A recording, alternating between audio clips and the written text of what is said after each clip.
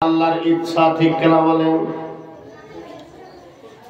ও বাবারা মায়েরা, বোঝা গেল যে দয়ার নবী, মায়ার নবী, সর্বজনীন নবী, আমাদের জনপেক্ষা অতি প্রিয় নবী। এই নবীর ফরমান মোতাবেক আমাদের জীবন তৈরি করতে হবে। মহান আল্লাহ পাক বলেন, মাতা কোন রাসূল ফাকুজুহু ওয়া মানাহুকুম আনহু ফান্তাহু। এবার বান্দা বান্দিরা শুনে রেখো, আমার হাবিব তোমাদেরকে যা দেবে সেটা গ্রহণ করবে, আমার হাবিব যেটা মানা করবে তা থেকে বিরত থাকবে। ওয়াত্তাকুল্লাহ, আল্লাহকে ভয় করবে। ইন্নাল্লাহা শাদীদুল ইকাব, কেননা আল্লাহ পাকের পরকালে আযাবের জায়গা রাখা আছে। ওই সব আযাবের জায়গাগুলো ভয়াবহ, খুব কড়া, খুব ভয়াবহ কড়া। তাহলে বোঝা গেল ইমানের মূল, ইমানের জড়, ইসলামের মূল, ইসলামের জড় হলো আমার আপনার দয়ার নবী, সর্বজনের নবী। বলেন সুবহানাল্লাহ। আমার আপনার দয়ার নবী দুনিয়াতে এসে কত পরিশ্রম করে, কষ্ট করে ইসলাম প্রচার করেছেন। বলেন সুবহানাল্লাহ।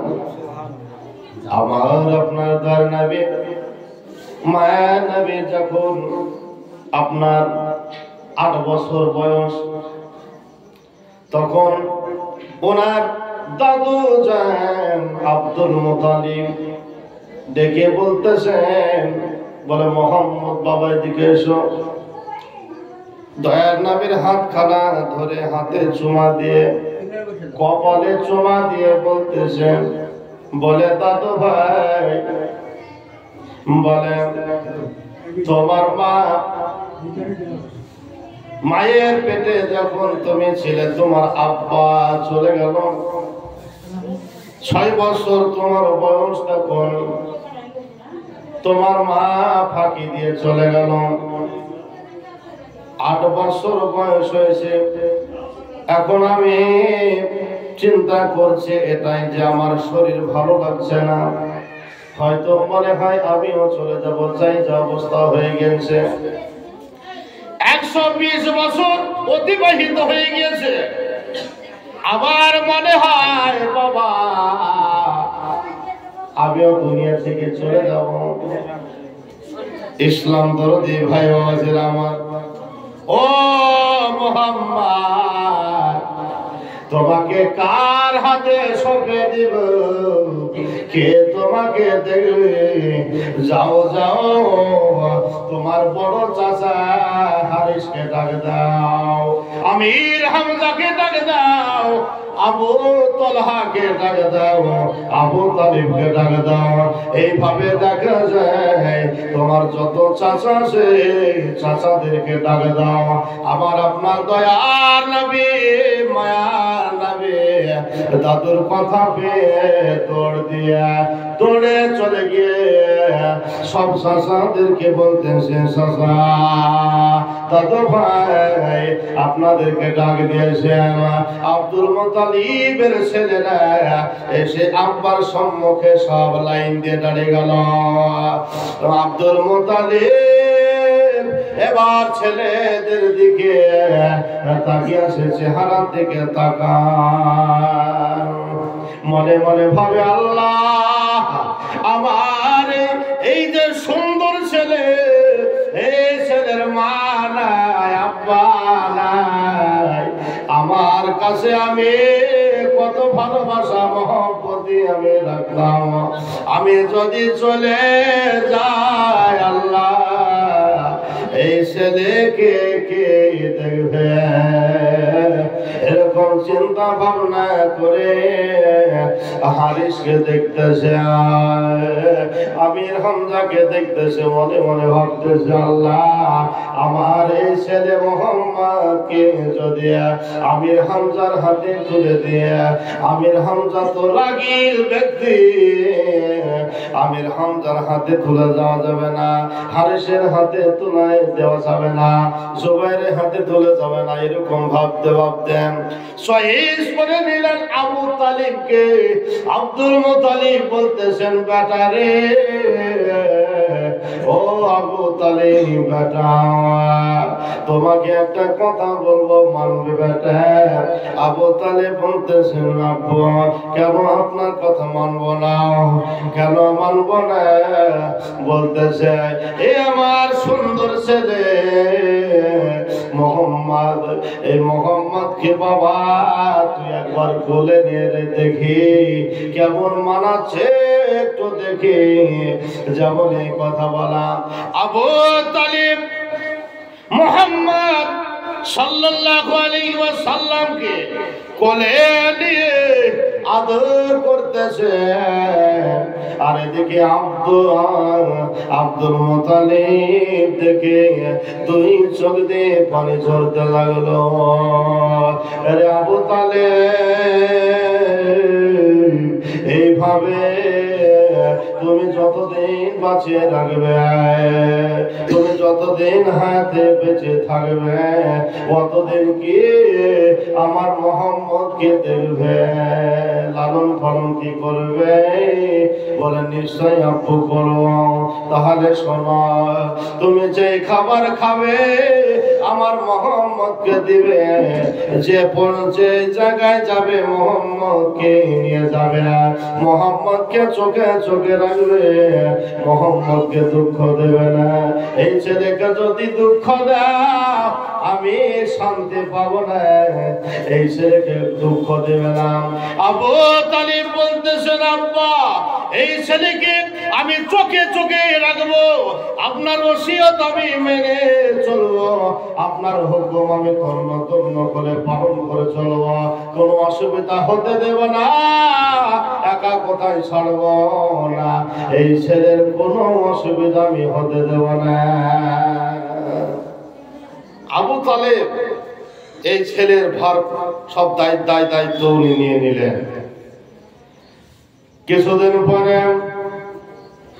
আব্দুল মুতালিব ইন্তেকাল হয়ে গেল, চলে গেল। তারপরে দয়ার নবী মায়া নবী আবু তালিবের কাছে থাকতে লাগলো। হযরত আবু তালেব যেই জায়গায় যান দয়ার নবীকে নিয়ে যান, যেই জায়গায় বসে খাবার খান দয়ার নবীকে খাবার খাওয়ান। এইভাবে কিন্তু চলতে লাগলো, দিনের পর দিন, রাতের পর রাত চলে যায়। কিছুদিন পরে দয়ার নবী মায়ার নবী আবু তালেব চাচাকে ডাক দিয়ে বলতেছেন, চাচা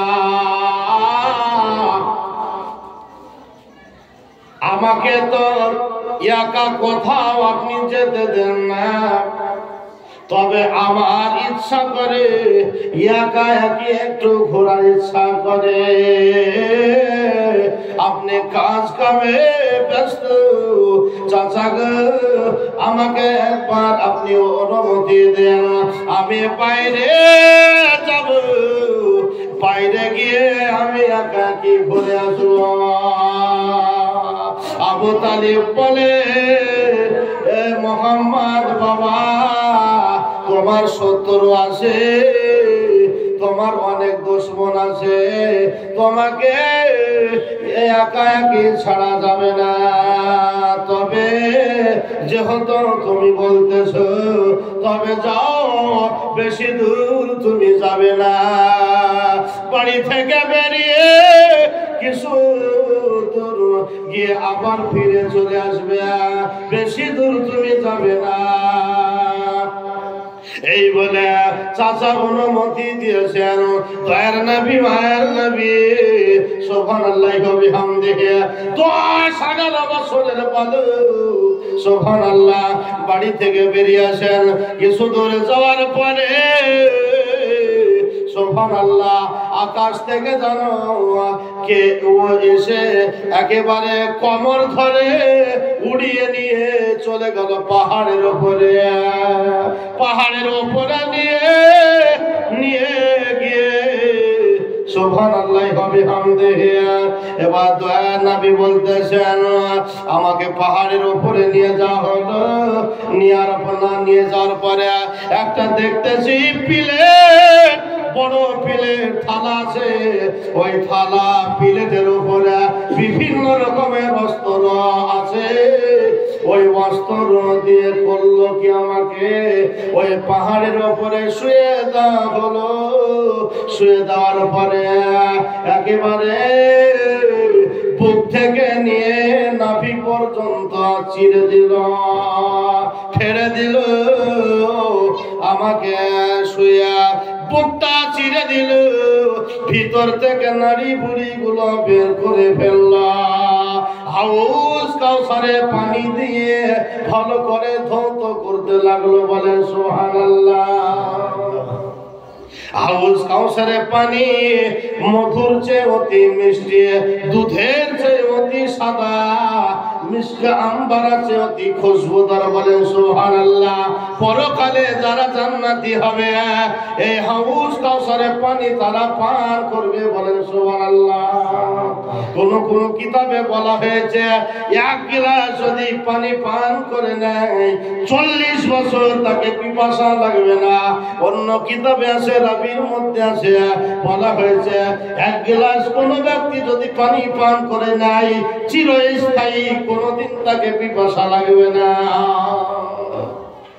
হাউস কাউসারের পানি দিয়ে আমার নারী ভুঁড়িগুলো ধৌত করে দিল, ভালো করে ধুয়ে আবার ভিতরে সেট করে সেলাই করে দিয়ে আবার যেই জায়গা থেকে ফেরেশতারা নিয়ে গিয়েছিল ওই জায়গায় নিয়ে সে রেখে দেওয়া হয়।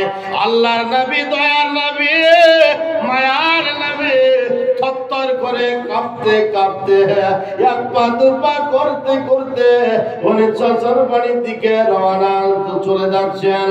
এখন তো অবস্থায় আবু তালেব দেখে নিল ওই মোহাম্মদ বাবা কি হয়েছে, থরথর করে কাঁপছে কেন? আবু তালেব দৌড়ে চলে এসে দয়ার নবীকে কোলে নিয়ে বলতেছে, বাবা মোহাম্মদ কি ব্যাপার, কি হয়েছে, থরথর করে কাঁপতেছো কেন বাবা? দয়ার নবী বলতেছেন, চাচা আমি বেরিয়েছি, আমাকে জানো ফেরেশতারা উড়ে নিয়ে গিয়ে পাহাড়ের উপরে নিয়ে চলে গেল, আর বুক থেকে নাভি পর্যন্ত চিপে দিলাম। ভিতরকার পেটের নাড়ি ফুড়ি গুলো বের করে হাউস কাউসারে পানি দিয়ে ধুয়ে আবার ভিতরে ভরে আমার সেট করে দিয়ে এই জায়গায় রেখে গেল। আবু তালেব বলতেছে, ও বাবা মোহাম্মদ, আর তোমাকে আমি একা ছাড়বো না, তোমার দুশ্মন আছে, তোমার যদি ক্ষতি হয়ে যায় আমি মুখ দেখাতে পারবো না। আমার আব্বাকে কথা দিয়েছি, ওয়াদা করেছি, অতএব বাবা মোহাম্মদ আর তোমাকে কখনো একা ছাড়বো না, আর একা ছাড়বো না। এইভাবে থাকে চলে যায়। কয়েক বছর পরে দয়ার নবী, মায়ার নবী দেখতেছেন বাড়িতে কেউ নাই। দয়ার নবী বাড়ি থেকে বের হয়েছে, বেরানোর পরে খানায় কাবার পাশে একটা পাথর আছে, ওই পাথরে বসে আল্লাহ আল্লাহ করতেছেন। বলেন সুবহানাল্লাহ। কেউ নাই, একা বসে আল্লাহ আল্লাহ করতে করতেছেন, আল্লাহ তসবিহ জপতেছেন।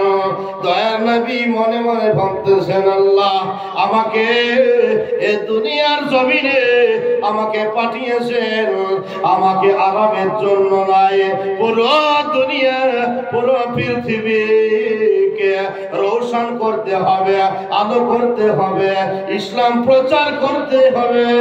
এই ভেবে চিন্তা ভাবনাতে দয়ার নবী বসে বসে ভাবতেছেন।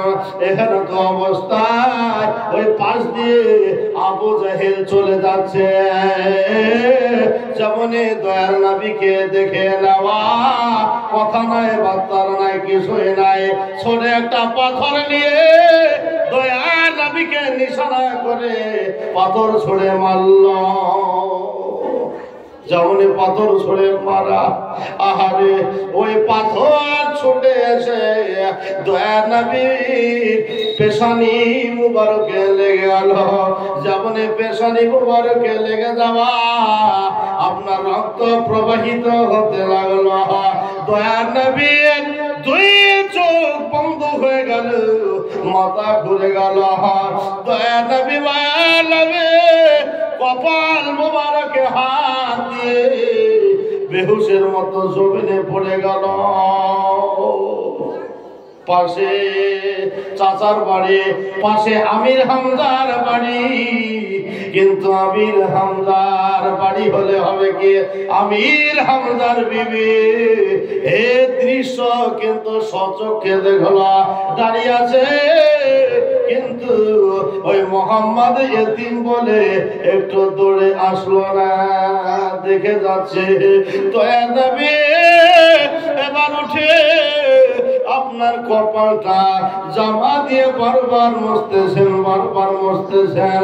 চতুর্দিকে তাকিয়ে দেখেন কেউ নেই, কিন্তু চাচার বাড়ি দিকে তাকিয়ে দেখতেছেন তো আমির হামজার বিবি অর্থাৎ দয়ার নবীর চাচি তাকিয়ে তাকিয়ে দেখতেছে, কিন্তু আসে নাই।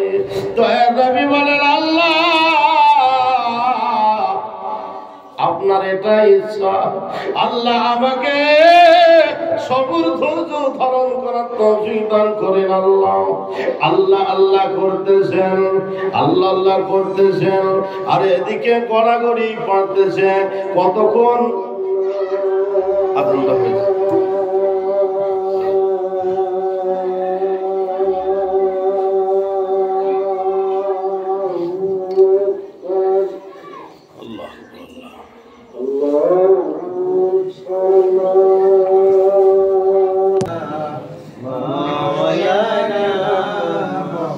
রাস্তার ধারে বাঁচা কেন বসে আজ কান্দে রে, আর সে পায়া হিল রে, বলে সুবহানাল্লাহ।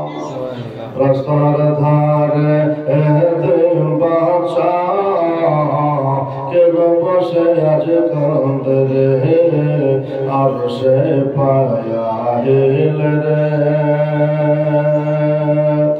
এতিম বাঁচা বসে বসে কেন আজ কাঁদিয়া যায়, খোদা তাআলা ডেকে দাম ফেরেশতাদের তাই তো কয়, ফেরেশতাদের তাই তো কয়, তাড়াতাড়ি ওরে তোমরা তাড়াতাড়ি ওরে তোমরা নাও না তোলে কোলে রে, আর সে পায়া হিল রে। রাত পোহালো দিন ভোরালো, রাত পোহালো দিন ভোরালো, আর তো সময় নাই গো মাতা নাই গো পিতা, কোথায় গেলে মোরা শান্তি পাই, কোথায় গেলে মোরা শান্তি পাই, থাকতো যদি পিতা মাতা দুঃখ ভুলে যেতাম রে, আর সে পায়া হেলে রে এতিমের যে সেবা করে তাহার গুনাহ মিটে যায় ফেরেশতারা খোদার দ্বারে খুশি হয়ে তাই তো কয় খুশি হয়ে তাই তো কয় সোনা চাঁদ টাকা পয়সা কিছুই সঙ্গে যাবে না এতিমের সেবা না করিলে জান্নাত পাওয়া যাবে না রাস্তার ধারে বাঁচা কেন বসে আজ কান্দে রে আর সে পায়া হেল রে এতিম ছেলে বলি মায়া দেওয়া দয়া হচ্ছে না আমির হামজার বিবি এক ঝলকে তাকিয়ে আছে আপন ছোট স্বামীর আপন ভাতিজা এই ভাতিজার খবর সে নিচ্ছে না কতক্ষণ তার দিলে প্রাণে দয়াময় হবে না বহু বহুক্ষণ পরে দেখতে দেখতে ধৈর্যর বাঁধ কিন্তু ভেঙে গেল তারপরে আমির হামজার বিবি বলতেছে যতই হোক আমাদের বংশের লোক এই বলে আমির হামজার বিবি দয়ার নবীর কাছে এলো আসার পরে ওড়না খানা ফেলে দয়ার নবীর পেশানি মোবারকটা বেঁধে দিবে দয়ার নবী বলতেছেন কি গো কি বাবা বলে মোহাম্মদ তোমার যে যে জায়গায় ঘাল করে দিয়েছে মেরেছে রক্ত প্রবাহিত হচ্ছে রক্ত বের হচ্ছে আমি ওড়না দিয়ে কপালটা তোমার বেঁধে দিই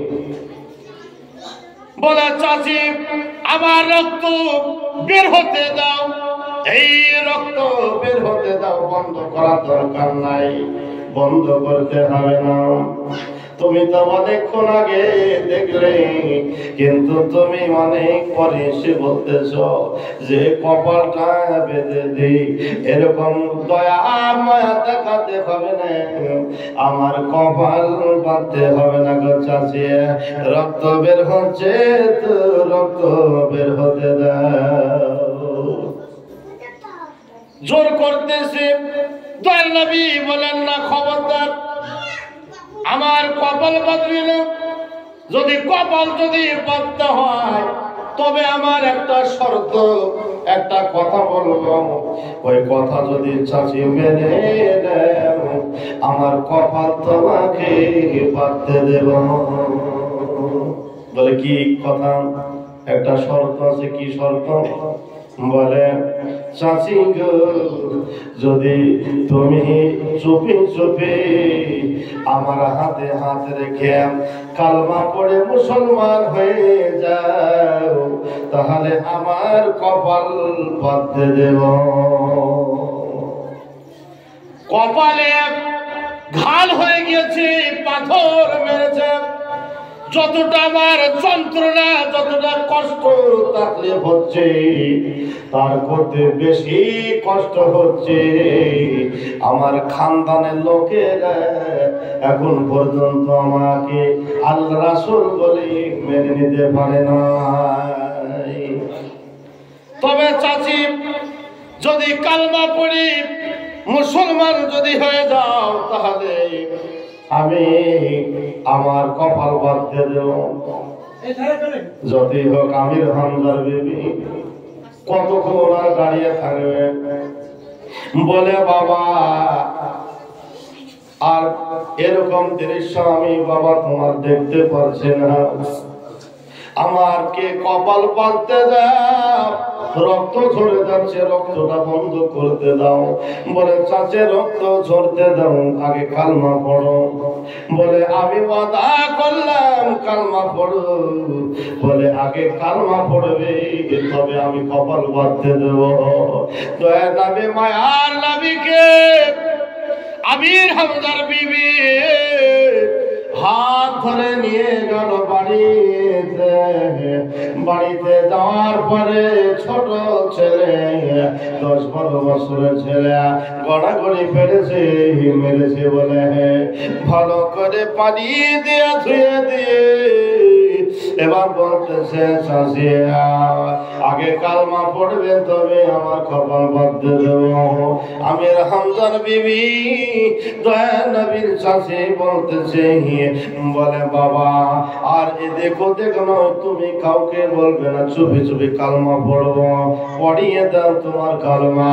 দয়ার নবী মায়ের নবীর চাচির হাত ধরে কালমা পড়ে মুসলমান বানিয়ে দিলেন। বলেন সুবহানাল্লাহ। মুসলমান হয়ে গেল। চাচি বলতেছে আজ থেকে বাবা নাই, হুজুর আপনি আল্লাহ রাসূল। বলেন সুবহানাল্লাহ। আপনি আল্লাহ রাসূল। বলে এবার কপালটা আমি ভালো করে ধুয়ে মুছে পরিষ্কার করে আমি ওড়না দিয়ে কপালটা বেঁধে দিই। দয়ার নবী অনুমতি দিলেন, কপালটা দুপাট্টা ওড়না দিয়ে বেঁধে দেওয়া হলো। দয়ার নবী মায়ার নবী যখন বাড়ি থেকে বের হন, তখন চাচি বলতেছেন, হে আল্লাহ রাসূল হুজুর, আমি যে কালমা পড়লাম এই কথা যেন হুজুর আপনি আপনার চাচাকে বলিয়েন না। যদি আপনার চাচাকে বলেন, আপনার চাচা তো রাগের লোক, আমাকে জানে কেটে ফেলবে, মেরে ফেলবে। শিকারি করতে গিয়েছে, একেবারে প্রাণী মেরে ফেলবে। এই বলে দয়ার নবী বলতেছেন, বলে ঠিক আছে। এই বলে দয়ার নবী মায়ার নবী আবার বাড়ি থেকে বের হয়ে সুবহানাল্লাহি ওয়া বিহামদিহি কিছু দূর যাওয়ার পরে খানায়ে কাবা, ওই যে জায়গায় উনি বসেছিলেন পাথরের উপরে, ওই পাথরের উপরে গিয়ে আবার উনি বসে গেলেন। বলেন সুবহানাল্লাহ। আর এদিকে আমির হামজা দয়ার নবীর চাচা শিকারি করতে গিয়েছে জঙ্গলে, হরিণ শিকারি করতে গিয়েছে। সারাদিন দীর্ঘক্ষণ ধরে জঙ্গলে ঘোরাঘুরি করে কোথাও কোন জায়গায় শিকার করতে পারলো না, হরিণ ধরতে পারলো না। পেরেশান হয়ে ক্লান্ত হয়ে আমির হামজা বাড়ির দিকে রওনা দিতেছে। বাড়ির দিকে চলে আসতেছে। আমির হামজা মেন রাস্তা ধরেছে, মেন রাস্তা ধরে তীর ধনুক হাতে আছে চলে আসছে। এবার আস্তে আস্তে দেখতেছে ওই জঙ্গলে যে হরিণ পাওয়া গেল না, ওই হরিণ দেখা যায় একটা হরিণ রাস্তার মাঝে বসে আছে। বলে সুবহানাল্লাহ। আমির হামজা বলতেছে, আল্লাহ এই যে হরিণকে আমি খুঁজে খুঁজে পেরেশান হয়রান হয়ে গেলাম, কোথাও কোনো জায়গায় হরিণ আজ পেলাম না। আর সেই হরিণ দেখতেছি এখন রাস্তার মাঝে বসে আছে। এই হরিণকে দেখে আমির হামজা ধাও করলো, হরিণ দৌড়ে চলে যায়, আমির হামজাও পেছনে দৌড়ে যায়। হরিণ চলে যায়, আমির হামজা ধাওয়া করে পেছনে পেছনে চলে যান। ও বাবারা মায়েরা বুজুর্গ দোস্তরা, ওই হরিণ চলে যায়, আমির হামজাও চলে যান। যেতে যেতে ওই হরিণ একেবারে খানায় কাবাকে পাশ করে খানায় কাবার পাশ দিয়ে দৌড়ে গিয়ে আল্লাহ রাসূল দয়ার নবীজি বসে আছেন ওই জায়গায় গিয়ে হরিণ দাঁড়িয়ে গিয়ে আল্লাহ রাসূলের দুই কদম মোবারক চুমা দিতে লাগলো। বলেন সুবহানাল্লাহ। আমির হামজা ওখানে একবারে ব্রেক মারলেন, থেমে গেলেন। উনি ভাবতেছেন আল্লাহ কি ব্যাপার, যে হরিণকে কত পরিশ্রম ক্লান্ত করে ধরা যায় না, অনেক প্রশ্ন, অনেক কষ্ট পরিশ্রমের ব্যাপার আছে, আর সেই হরিণ দেখতে আসে আমার ভাই বোনকে গিয়া পা চলতেছে। আমির হামজা চমকে গেল, আশ্চর্য হয়ে গেল। বলে হরিণ দাঁড়িয়ে আছে। আমির হামজা এক এক করে সামনের দিকে উনি চলে যাচ্ছেন। আমির হামজা কাছে পৌঁছাবেন এমন অবস্থায় হরিণ অপর দিক দিয়ে চলে গেল। বলেন সুবহানাল্লাহ। দয়ার নবী মায়ার নবী কাছে গিয়ে বলতেছে, আমি বুঝে নিয়েছি এ মোহাম্মদ আমার ভাইপো, দুনিয়াদারি কোনো ছেলে নয়, মামুলি কোনো ছেলে নাই, নামি দামি কোনো ছেলে হবে। অতএব এই মোহাম্মদ যে শিকারি করতে গিয়ে আমি শিকার করতে পারি নাই, আর এই হরিণ আমার ভাইপো এসে পায়ে চুমা দেয়, চুমা খেয়ে চলে যায়। এত সম্মান, এত সম্মান। ও বাবা মোহাম্মদ, কি ব্যাপার তুমি একা এখানে বসে আছো? তোমার কপালে এরকম রুমাল দুপাট্টা বাঁধা কেন, ওড়না কেন বাঁধা, কি হয়েছে বাবা? বলে চাচা আমার কি হয়েছে কথা শুনে লাভ নাই। এই বলে আল্লাহ রাসূল ওই জায়গা থেকে উঠে গেলেন। এক পা দু পা করতে করতে চলে যান আবু তালেব চাচার বাড়ির দিকে চলে যান। আমির হামজা বারবার জিজ্ঞাসা করে, কিন্তু কোনো কথা বলে নাই। একেবারে একটু জোরে থাপ ফেলে আবু তালেব চাচার বাড়িতে গিয়ে পৌঁছে গেল। বাড়িতে আবু তালেব নাই। আবু তালিব যেন কোথায় গিয়েছে? আবু তালিবের বিবি ছুটে এসে বলতেছে, ও বাবা মোহাম্মদ, কি হয়েছে বাবা? তোমার কি হয়েছে? এই কারণে তোমাকে তোমার চাচা বাড়ি দিকে একা কোথাও যেতে দেয় না, আর তুমি একা গিয়ে কি করলে বাবা? বলে চাচি গো, চাচি আমাকে অন্যায় ভাবে মেরে দিল। আমার চাচা মুজাহিদ অন্যায় ভাবে আমার কপালে পাথর মেরে খাল করে দিয়েছে। আমির হামজার বিবি আপনার দুপাট্টা ওড়না খানা খুলে দেখতেছে দয়ার নবীর পেশানিতে ঘাল হয়ে আছে। আমির হামজা ওই জায়গায় পৌঁছে গেল, শুনে দিল, বাবা মোহাম্মদ, তোমার আব্বা নাই তো কি হলো, তোমার মা নাই তো কি হলো, এতদিন এদিকে খবরই রাখে নাই, আমার টাইমের জন্য খবর রাখে নাই। যেহেতু আমার ভাই আবু তালেব তোমাকে দেখাশোনা করে, এই কারণে এদিকে তোমার দিকে ধ্যান দেওয়া হয় নাই। কে বাবা তোমাকে মেরেছে একবার বলো। বলেন চাচা গো, চাচা কেন কি করবে? বলেন বলে বদলা নেব। যে তোমাকে মেরেছে আমি আমির হামজা তার বদলা নেব, ছাড়ব না। কারণ আমার ছোট ভাই নাই নাই তো কি হলো, আমার ভাবি নাই তো কি হলো, তোমার আব্বা নাই তো কি হলো, তোমার মা নাই তো কি হলো, তোমার দাদু নাই তো কি হলো, তোমার চাচারা আছে। আমাদের বংশের একটা নাম আছে কুরাইশ বংশ। এই বংশরা কারো মাথা নত করে চলে না। দুনিয়ার শ্রেষ্ঠ বংশ কুরাইশ বংশ। ও বাবা মোহাম্মদ, বলো তোমাকে এরকম কে ক্ষতি করল? দয়ার নবী বলতেছেন, চাচা গো, বলে আমার এই কপাল খাল হয়ে যতটা যন্ত্রণা হচ্ছে যতটা কষ্ট হচ্ছে তার করতে বেশি কষ্ট হচ্ছে চাচা গো। আমাকে আল্লাহ রাসূল বলে যদি বিশ্বাস করে নেন, যদি কালমা পড়ে মুসলমান হয়ে যান, তবে আমি এর চেয়ে বেশি খুশি হব, এর চেয়ে বেশি খুশি হব। দয়ার নবী মায়ের নবী বলতেছেন, বলে চাচা আপনি কালমা পড়লেন, আমির হামজা কি হলো?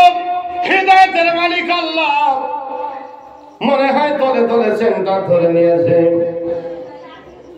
আমির হামজা বলতেছে, বাবা আমি যে দৃশ্য দেখেছি আমি ভোলার নয়, আমি কালমা পড়ে মুসলমান হয়ে যাব। দাও দাও তোমার কালমা পড়িয়ে দাও। দয়ার নবী কালমা পড়িয়ে মুসলমান বানিয়ে দিলেন। বলেন সুবহানাল্লাহ। আমির হামজা কালমা পড়ে মুসলমান হয়ে গেল। বলতেছে,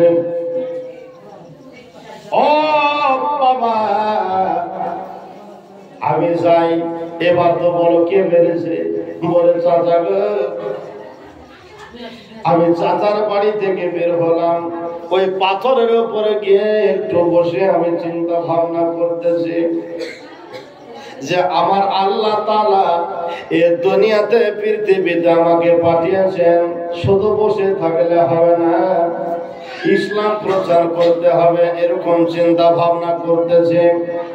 আমার চাচা আবু জাগে ওই রাস্তা ধরে চলে যাচ্ছে, আমাকে দেখে কথা নয় বার্তা নয় কিছুই বলল না, পাথর নিল আর ছড়ে মেরে দিল, আমার কপালে লেগে গেল, কথা না বলে হাসতে হাসতে চলে গেল। বলে আবু জেহেল মারেছে? বলে হ্যাঁ।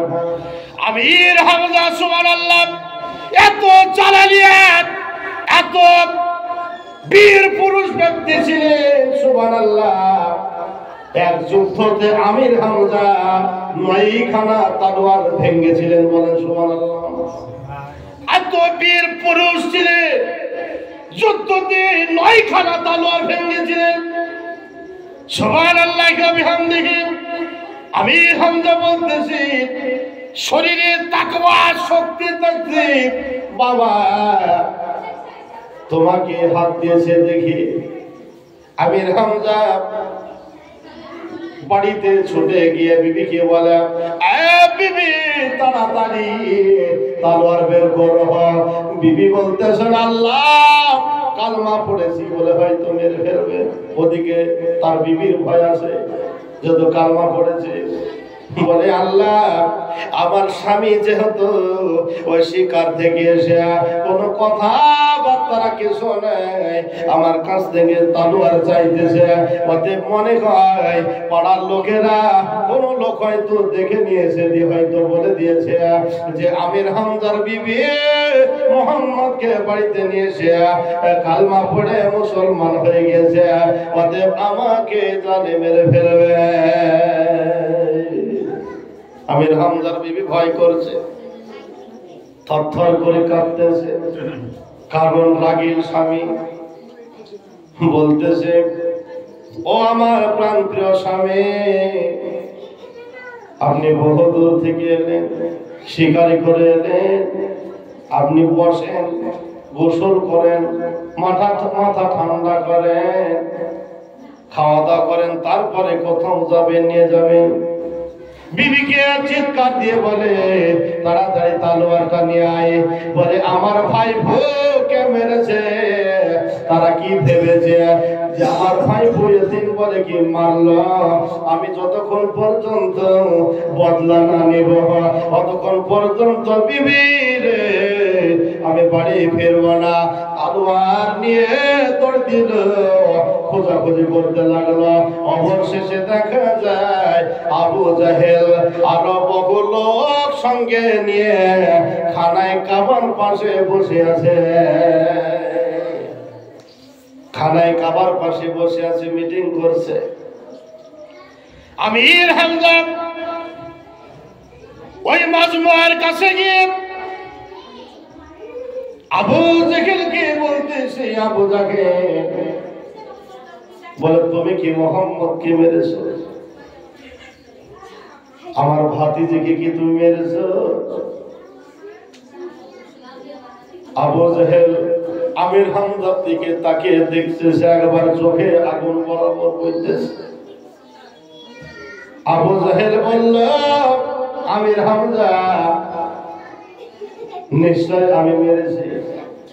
বলে, কি দোষ করেছিল, কি অন্যায় কথা বলেছিল তোমাকে? কিছু বলেছিল? বলে না, কিছুই বলে নাই। বলে, এত সুন্দর, যার চরিত্র উত্তম, আখলাক ব্যবহার, মক্কার লোকেরা আল আমিন উপাধি দিয়েছিলেন। দয়ার নবী 63 বছর জিন্দেগিতে আল্লাহর কসম একটাও মিথ্যা কথা বলেন নাই। বলেন সুবহানাল্লাহ। দয়ার নবীর উত্তম ব্যবহার, উত্তম আখলাক চরিত্রের নবী, বলেন সুবহানাল্লাহ। এক যুদ্ধে আমির হামজা ওমর ফারুক এক ব্যক্তিকে ধাওয়া করেছে, কেটে ফেলবে, কাফের মুশরিক। আর দয়ার নবী ওই রাস্তা দিয়ে চলে যাচ্ছেন, আর যাকে কেটে ফেলবে, মেরে ফেলবে, ইসলামের অন্যায়, ইসলামের খারাপ কথা বলেছে, দয়ার নবীকে খারাপ কথা বলেছে, আমির হামজা ওমর ফারুক আজম ছাড়বে না, চলে আসছে। সে পরিস্থিতি দেখে বলতেছে, আমি বাঁচতে চাই, বাঁচতে চাই। দুইজন ধাওয়া করে মেরেই ফেলবে আমাকে। আর ওই রাস্তা দিয়ে দয়ার নবী চলে আসছে, আর দয়ার নবীর কাছে এসে দুই পা বুকে জড়িয়ে ধরে বলতেছে, হুজুর আমি বাঁচতে চাই, আমি অন্যায় করেছি, ভুল করেছি, পাপ করেছি, আপনার দুই সাহাবা আমাকে ধাওয়া করেছে, মেরে ফেলবে, হুজুর আমাকে বাঁচান, আমি আপনার কালমা পড়ে মুসলমান হয়ে যাব। দয়ার নবী বলতেছেন, বলে ঠিক আছে, ওঠো। এবার সামনে থেকে দৌড়ে চলে আসছে ওমর ফারুক, আমির হামজা। ইয়া রাসূলুল্লাহ, ইয়া হাবিবাল্লাহ, এই জায়গায় গুস্তাখে রাসূল, কাফের মুশরিক এক ব্যক্তি এই জায়গায় এলো। দয়ার নবী বলতেছেন, শোনো, ঠিক আছে, চলো, আপন আপন বাড়ি চলো। বলে সুবহানাল্লাহ। তাকে বাঁচিয়ে দিল, সে আর যাতে ইহুদি থাকলো না, কালমা পড়ে মুসলমান হয়ে গেলে। বলে সুবহানাল্লাহ। এরকম দয়ার নবীর উত্তম আখলাক চরিত্র ব্যবহার, জীবনে কোনদিন মিথ্যা বলেন নাই। এরকম আল্লাহ রাসূল দয়ার নবীকে তুমি কোন হিসাবে মারলে? যদি কোনো কথা বলতো মারলে, তারে কোনো কথা থাকতো, কথা নাই, বার্তা নাই, কিছু নাই, কোনো দোষ পেলে না। আমার ভাইপো মুহাম্মদকে তুমি মেরে অনেক কষ্ট দিয়েছ।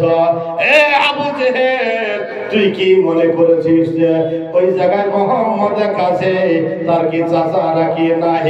এই বলে একেবারে মাজমুয়ার সভাতে মাঝখানে আমির হামজা লাফ দিয়ে মাথা চুলকে ধরে তুলে তলোয়ারের ওপর দিক দিয়ে অপর পিঠ দিয়ে আঘাত করতে লাগলো। তার আবু জেহেলের শাগরিদরা সব উঠে গেল। আবু জেহেল অনুরোধ করলো, তোমাদেরকে অনুরোধ করি বসে যাও, খবরদার যেন হট্টগোল না হয়, মারামারি যেন না হয়, আমাকে মারতেছে আমি দেখে নেব, আমাকে মারছে আমি দেখে নেব।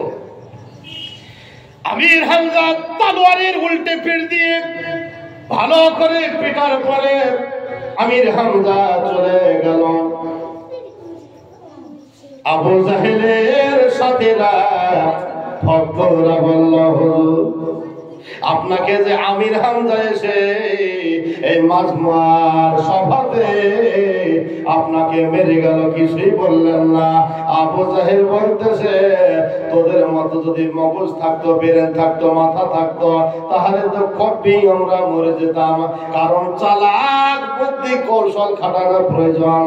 বলে এই জায়গায় যদি আমাকে আমির হামজা মারতেছে, আর তোরা যদি আমির হামজাকে যদি গায়ে হাত দিস, এই জায়গায় আমির হামজার আপন ভাই বসে আছে আবুল আহাব।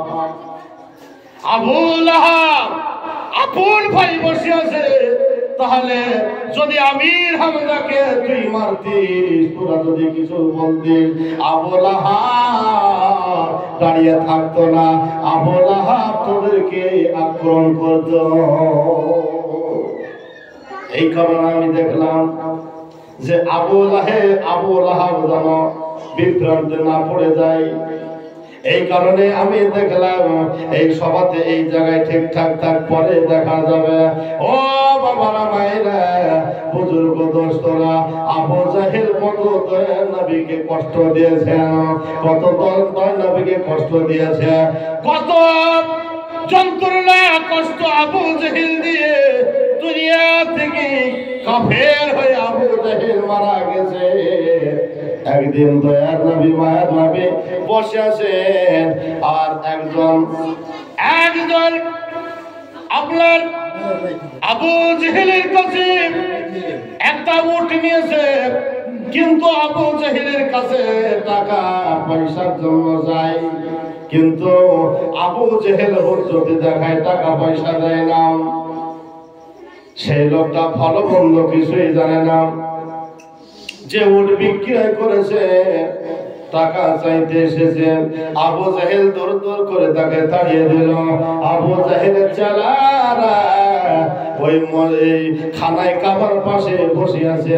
ওই লোকটি তাদের কাছে গিয়ে বলতেছে, বলে শোনো, ওই আবু জাহেল তোমাদের তো নেতা, তোমাদের কমান্ডার, তোমাদের হেড গুরু, ওই আবু জাহেল আমার কাছ থেকে একটি উট বাকিতে নিয়েছে, কিন্তু টাকা চাই, টাকা দেয় না।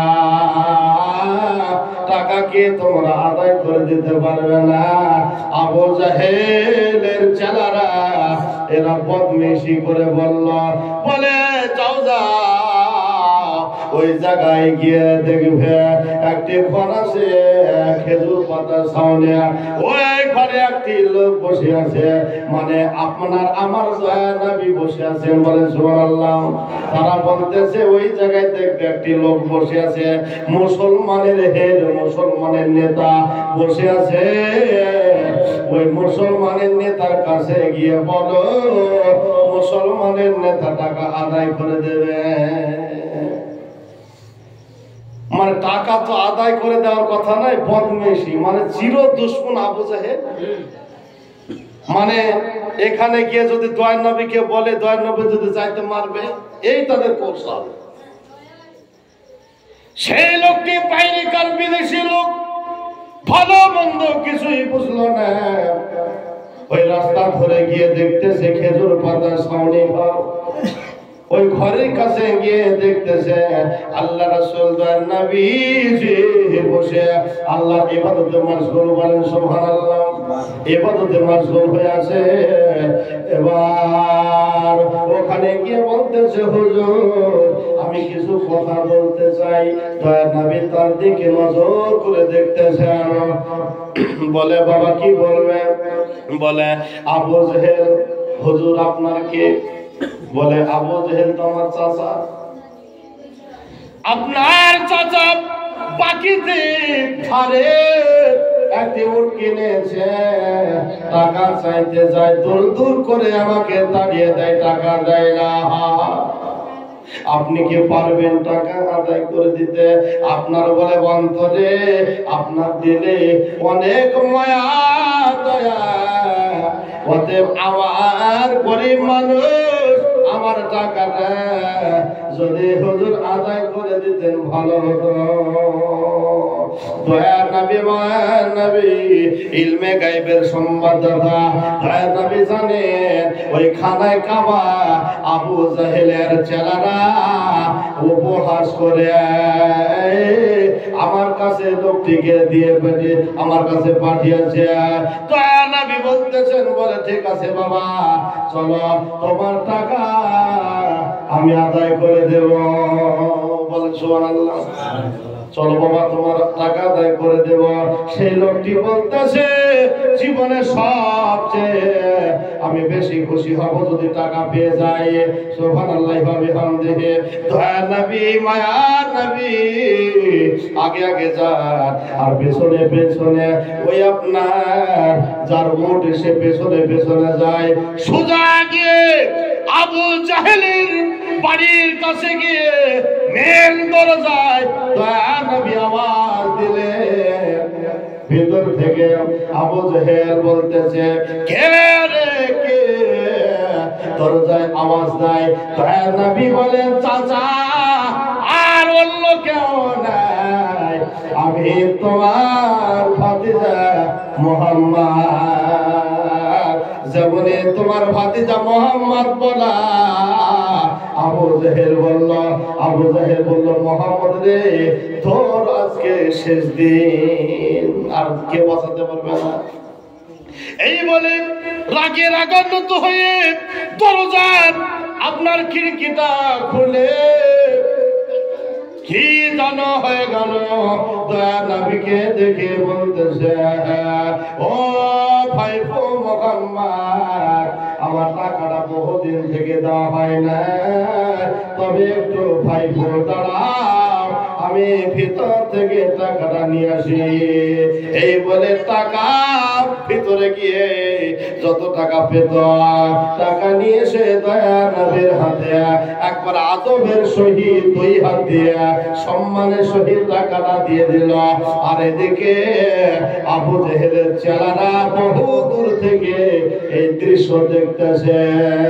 দয়ার নবী মায়ার নবী যে আপনার টাকা পেত পাওনাদারকে টাকা দিয়ে দিয়ে বলে বাবা তোমার টাকা ঠিক আছে। বলল হুজুর আপনার এত সুন্দর ব্যবহার, আপনি টাকাটা আদায় না করে দিলে এই টাকাটা আমি পেতাম না। সে খুশি হয়ে দয়ার নবীর পায়ে চুম্মা দিয়ে চলে গেল। বলেন সুবহানাল্লাহ। আর এদিকে দয়ার নবীও চলে গেলেন। আর ওদিকে আবু জাহেলের চেলারা এসে আবু জাহেল বাড়ি ঘেরাও করে বলল আমাদের নেতা হুজুর এরকম কি ব্যাপার, আমাদের উপরে তলে তলে ভাইপো চাচা ভাইপো মিল আছে আর উপরে আমাদের সঙ্গে শত্রুতা আর আপনি রাখেন। আমরা সচক্ষে দেখলাম। বলে কি বলতে চাস? বলে এই জায়গায় মোহাম্মদ ইলু আমরা তো মনে করেছিলাম এই ফাঁকে তাকে হয়তো মারবে কেটে ফেলবে এরকম ভাবনা আমাদের ছিল, তা না হয় উল্টো হয়ে গেল।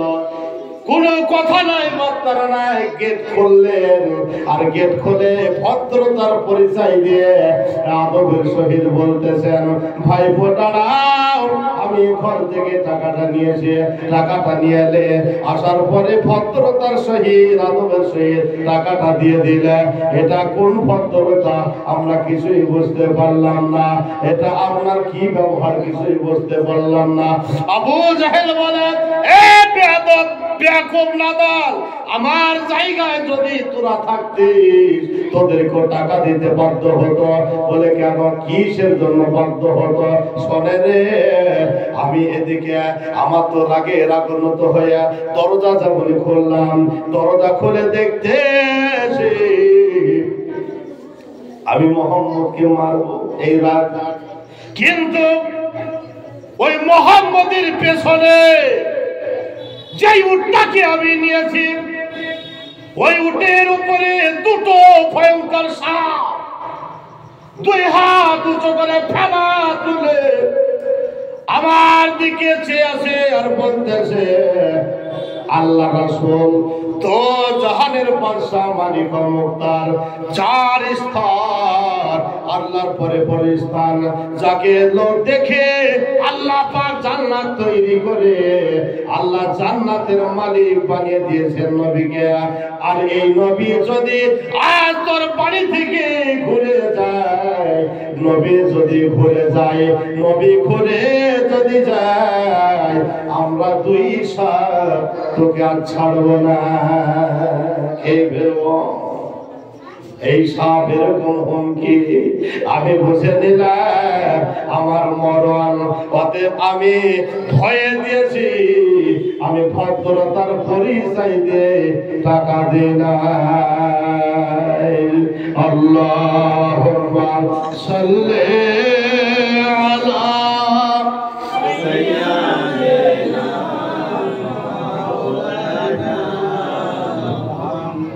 দেখে তোমার মুজিজা, কিসমতের ধনী মা খাদিজা, সবে দিল জীবন আর জৈবন। কে মাল দৌলত যা ছিল চরণে সব সবে দিল, আপনারে বানালো আপনজন। আল্লাহ নবী নূরে নবী গো, আপনি নবী আমার জীবনের জীবন। দয়া নবী মায়ার নবী গো, আপনি নবী আমার জীবনের জীবন। আপনি নবী আমার জীবন সাথে, অন্ধকার কবরের বাতি, আপনি নবী আমার নির্জনে আর ধাম। কে রহমাতাল লিল আলামিন, আপনি নবী উম্মতের জামি, গুনাহগার উম্মতের আপনজন। আল্লাহ নবী নূরে নবী গো, আপনি